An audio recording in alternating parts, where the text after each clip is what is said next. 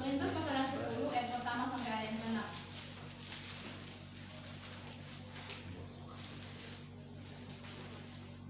Kita akan membacanya secara bergantian, yang dimana nanti kaum yang ganjil akan dibacakan oleh kaum wanita dan kaum pria akan membaca yang genap.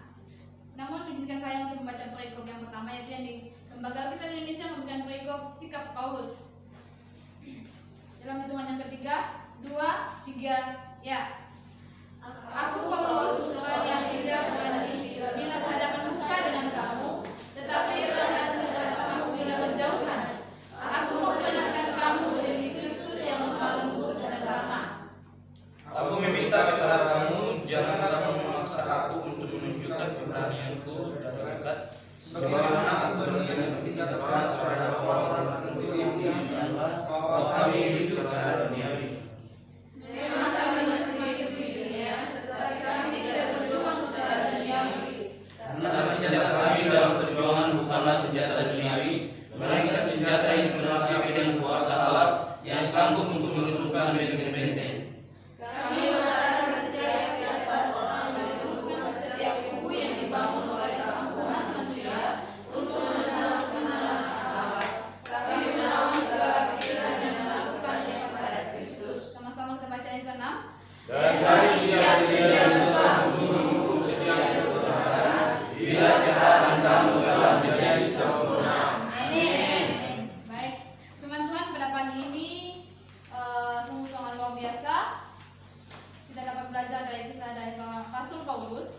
Namun sebelumnya saya akan memberikan tema pada pagi ini, yaitu teladan hamba Tuhan. Teladan seorang hamba Tuhan.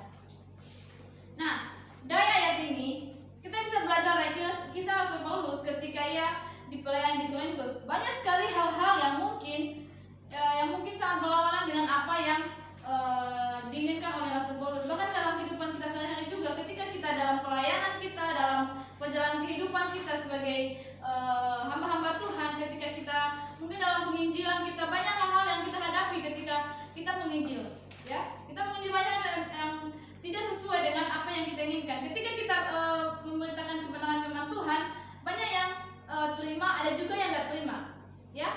Nah, begitu dengan Rasul Paulus, saudara-saudaraku yang terkasih, ketika dia pelayan di Korintus, dia banyak sekali mengalami hal-hal yang mungkin yang tidak sesuai dengan apa yang diinginkan dia. Banyak hal-hal yang ancaman lah dan sebagainya. Nah, pada pagi ini kita akan sama-sama belajar kebenaran firman Tuhan ini.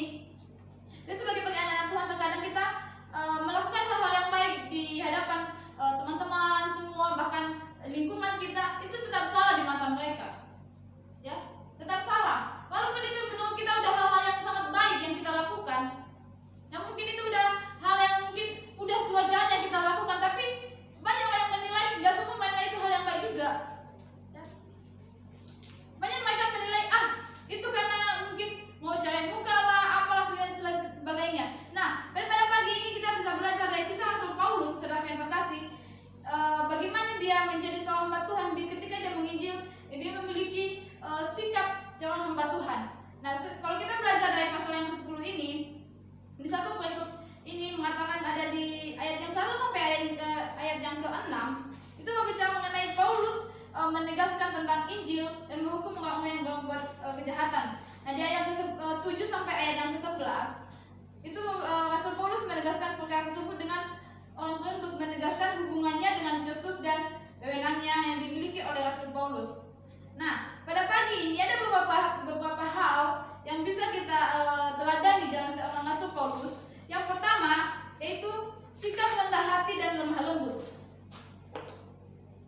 Sikap rendah hati dan lemah lembut. Bisa kita lihat di ayat yang pertama, di situ dikatakan bahwa aku, Rasul Paulus, seorang yang tidak berani bila berhadapan muka dengan kamu, tetapi berani terhadap kamu bila berjauhan. Aku memperingatkan kamu demi Kristus yang lemah lembut dan ramah. Nah, Rasul Paulus ini mengatakan hal demikian mengenai dirinya sendiri. Dia mengatakan aku Paulus di situ, ya. Dia langsung mengatakan dirinya, aku Paulus. Nah, ketika ia mengalami kecaman yang hebat ketika dia berpelayanan di Korintus, dia hanya satu pengharapan dia bahwa hanya ada Tuhan gitu. Dia menjadi kekuatannya itu adalah Tuhan. Nah,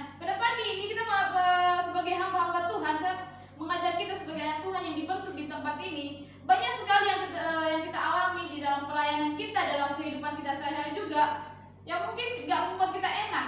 Terkadang kalau udah mungkin ada teman kita membuat kesalahan kepada kita, ya, kadang dalam hati kita sendiri pun kita ingin sekali balas dendam, ingin sekali bagaimana biar dia tahu kita lagi marah.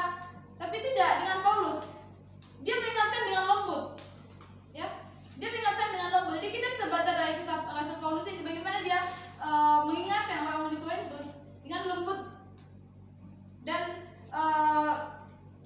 kerendahan hati. Dia memiliki kerendahan hati, dia mengingatkan, dia memberitahu apa yang salah. Nah, dalam kehidupan kita sehari-hari secara mengajak kita bagaimana kita berteman dengan sesama kita ketika ada yang salah, ketika kita melihat hal-hal yang mungkin ganjil, yang mungkin tidak sesuai dengan kebenaran firman Tuhan, kita ingatkan mereka. Kita sebagai hamba Tuhan saling mengingatkan, dibutuhkan saling mengingatkan, ya. Nah, yang kedua yaitu tidak mengikuti hal-hal yang duniawi. Bisa kita lihat dari ayat yang ketiga sampai ayat yang kelima, dikatakan di sana itu, memang kami masih hidup di dunia, tetapi kami tidak berjuang secara duniawi. Karena senjata kami dalam perjuangan bukanlah senjata duniawi, melainkan senjata yang diperlengkapi dengan kuasa Allah yang sanggup untuk meruntuhkan benteng-benteng. Kami mematahkan setiap siasat orang dan merobohkan setiap kubu yang dibangun oleh keangkuhan manusia untuk menentang pengenalan akan Allah. Kami menawan segala pikiran dan menaklukkan kepada Kristus. Nah, di ayat ini Rasul Paulus menjelaskan bahwa pelayanan yang mereka lakukan itu bahwa memang pelayanan mereka dilakukan di dunia, tapi mereka tidak berjuang untuk hal yang duniawi. Nah, kalau kita berbicara tentang hal yang duniawi, banyak sekali hal-hal yang tidak sesuai. Duniawi ini berbicara tentang kedagingan, ya. Karena kita saking nyamannya dengan hal-hal yang duniawi, banyak hamba-hamba Tuhan, banyak anak-anak Tuhan yang jatuh, ya. Banyak sekali anak Tuhan yang karena mengikuti zona nyamannya di dunia, karena udah nyaman dengan segala sesuatu yang udah dimiliki, harta yang udah dimiliki, akibatnya hamba Tuhan itu jatuh, anak-anak Tuhan jatuh. Karena banyak sekali tawaran-tawaran yang kalau kita di dunia banyak sekali, ya, yang mungkin sungguh sangat indah, yang sungguh sangat menawan dalam hati kita. Tapi pada pagi ini firman Tuhan mengatakan yang di ayat yang ketiga, memang kami masih hidup di dunia, tapi tidak berjuang secara duniawi, ya. Tuhan mengajarkan kita bagaimana kita bersikap sebagai hamba-hamba Tuhan, ya. Kita memang di dunia, tapi jangan sampai kita terpengaruh dengan hal-hal yang duniawi, ya. Jadi saudaraku yang terkasih, pada pagi ini kita sebagai anak Tuhan, kita harus bisa mengalahkan hal-hal yang keduniawian kita, kedagingan kita, ya. Supaya kita ketika kita dalam kehidupan kita, dalam pelayanan kita memiliki satu komitmen. Ketika kita udah mau komitmen untuk melayani Tuhan, fokuslah untuk melayani Tuhan. Ketika kita udah mengambil komitmen untuk pelayanan, harus dalam penginjilan kita, fokuslah untuk penginjilan, fokuslah untuk pelayanan. Sekalipun banyak hal-hal yang duniawi yang mungkin menggoda, yang mungkin wow di mata kita, ya, jangan terpengaruh karena hal-hal yang duniawi itu hanya sementara, ya. Kita jangan melihat ketika orang di luar sana udah kaya, udah mewah, ya. Makanya banyak mengatakan bahwa yang jadi seorang hamba Tuhan itu miskin. Banyak hal yang mengatakan demikian, menjadi hamba Tuhan itu miskin. Kenapa? Nggak punya apa-apa. Tapi kita jangan jadi pedoman dari mengatakan demikian. Kita bisa miskin dalam harta, dalam apa, tapi kita kaya akan kebenaran firman Tuhan. Akan firman Tuhan kita kaya, ya. Banyak di luar sana yang udah kaya sekalipun, yang mungkin udah memiliki kemewahan yang sungguh luar biasa, dia tidak bisa nikmati. Kenapa? Mungkin dia dalam keadaan sakit-sakitan, dan pun dia keadaan sakit, kemewahannya mau diapain? Semua kemewahannya itu digunakan untuk karena dia butuh berobat lah. Dan banyak juga orang kaya di luar sana, ketika dia sudah memiliki segala sesuatunya, dia bingung, ya. Dia bingung dia mau menggunakan untuk apa. Jadi saudara yang terkasih, pada pagi ini kita sebagai hamba-hamba Tuhan, kita menggunakan waktu kita yang ada, ya. Jangan kita terpengaruh dengan hal-hal yang tidak berkenan di hadapan Tuhan. Khususnya kita sebagai hamba-hamba Tuhan. Tadi saya mengatakan bahwa banyak dan ketika melihat hal-hal dunia mereka jatuh. Kenapa? Mereka nggak punya dasar, mereka nggak punya keteguhan iman, ya. Mereka nggak punya komitmen dalam pelayanan, sehingga ketika datang hal-hal yang menggoda mereka sedikit pun, udah langsung jatuh. Ya. Banyak hamba-hamba Tuhan yang mungkin dulunya dia setia dalam pelayanan, setia dalam beribadah kepada Tuhan, kini jauh dan sangat jauh daripada Tuhan. Padahal dia ditanya seorang hamba Tuhan. Tapi pada pagi ini saudara yang terkasih, kita yang sudah dipanggil di tempat ini, biar kita fokuskan diri kita dalam pelayanan kita, menjauhkan hal-hal yang mungkin dulunya kita waktu di kampung mungkin luar biasa, yang enaknya, ya. Apapun yang kita alami pada saat ini di masa-masa pengembangan kita, di masa-masa kita dibentuk, memang bentuk itu susah, sakit, ya, nggak ada yang enak.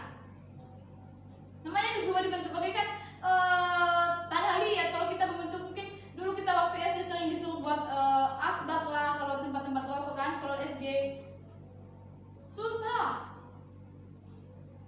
Jadi kita dibebas seperti itu, bagaimana tandanya yang dibentuk, ya, yang harus kalau di tanah dia harus dibasahin dulu dengan lembut dia, baru dibentuk, dijemur lagi. Nah, gak ada yang enak saudara yang terkasih. Jadi pada pagi ini kita mengambil teladan dari kisah Rasul Paulus ini, ketika dia berjuang dalam pelayanannya, kita ambil sikap seperti itu saudara yang terkasih, biar apa ya, pelayanan kita bahkan hidup kita itu tidak sia-sia, ya. Nah,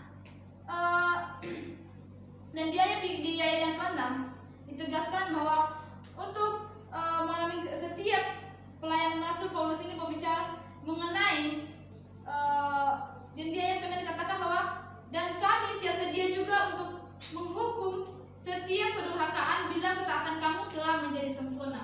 Nah, ya Rasul Paulus berbicara dengan bukan untuk balas dendam, ya. Menghukum di situ kan bukan untuk berarti membalas dendam, melainkan tentang melakukan ketidaktaatan Injil yang hidup secara sembarangan di kalangan jemaat di Korintus, ya. Dia mengatakan hal demikian bukan untuk balas dendam, tapi ya, dia mengatakan hal demikian supaya orang-orang yang melakukan kejahatan di mata Tuhan itu sadar, ya, sadar dia ketika dia melakukan kesalahan, dia sadar bahwa yang dia lakukan itu salah. Jadi saudara yang terkasih, pada pagi ini saya mengajak kita bagaimana kita seorang hamba-hamba Tuhan, kita harus menjadi teladan. Kita harus menjadi teladan di tengah-tengah keluarga kita, di tengah-tengah kita, di lingkungan kita, bahkan dimanapun kita berada. Kita harus menjadi teladan. Walaupun hal itu mungkin gak sesuai dengan ekspektasi kita ketika kita berada dalam lingkungan kita, mungkin kita ditolak, kita mungkin dikucilkan. Itu kan hamba Tuhan, pendetanya itu, ya.